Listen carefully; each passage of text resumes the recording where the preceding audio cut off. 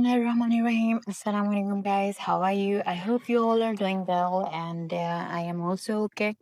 So, guys, without any delay, let's get started and have some knowledge about the literary device that is called the symbolism. So symbolism क्या होता है basically, जिसमें कि कोई भी object हो, colour हो, करेक्टर हो या फिर कुछ ऐसा एलिमेंट लिटरेरी मतलब पीस में या वर्क में हमें दिखाया जा रहा हो कि उसके पीछे कोई एक एब्स्ट्रैक्ट आइडिया है या फिर कॉन्सेप्ट है जो कि उसकी लिटरल इंटरप्रिटेशन के बियॉन्ड है। यानी कि इसकी जो लिटरली हमें मानी पता लगता है, ठीक है, उसके बिल्कुल ऑपोजिट है। Like for example, Romeo and Juliet के बारे में देखते हैं तो उसमें रोज जो है वो एग्जैक्ट रोज ही तो नहीं है ना।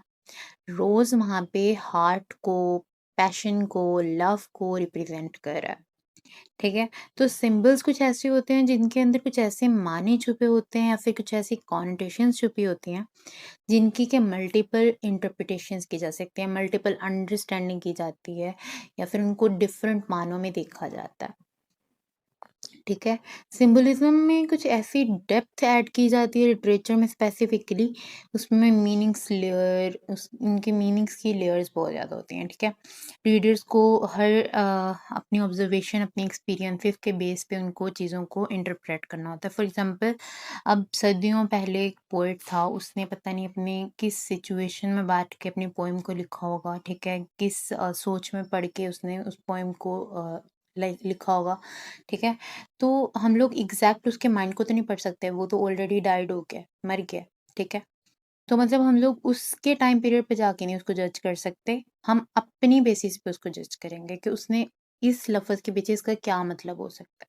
ठीक है, so this is called the symbolism, कि किस तरह से कुछ ऐसे एलिमेंट्स ऐड किए जाते हैं, कुछ ऐसा ऑब्जेक्ट हो सकता है, कुछ ऐसा वर्ड हो सकता है जिसका मतलब असल में कुछ और होता है। ठीक है, लेकिन असल में दिखाया कुछ और जा रहा होता है।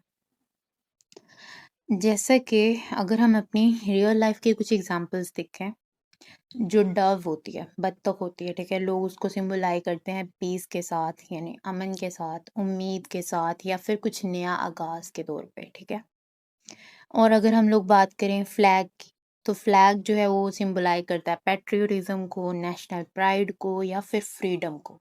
जैसा कि हमारा फ्लैग है, ठीक है, हमारी नेशनैलिटी इसकी बेसिस पे है, हम लोगों को ऐसा फील होता है that we are full of freedom. ठीक है, हम लोग जो हैं फ्री हैं, आज़ाद हैं, हम लोग किसी की गुलामी में नहीं है, we are not in the slavery. उसके बाद हम लोग देख सकते हैं, अगर कलर्स की बात करें, जैसे कि रेड है, ठीक है, रेड ऑब्वियसली पैशन को, लव को, वार्निंग को, इवन मतलब हम लोग कह सकते हैं ब्लड शेड को भी जो है वो शो करता है, सिंबलाई करता है। While on the other hand जो ब्लू कलर है, ठीक है, वो ट्रस्ट को, सैडनेस को या फिर कामनेस को जो है वो शो करता है।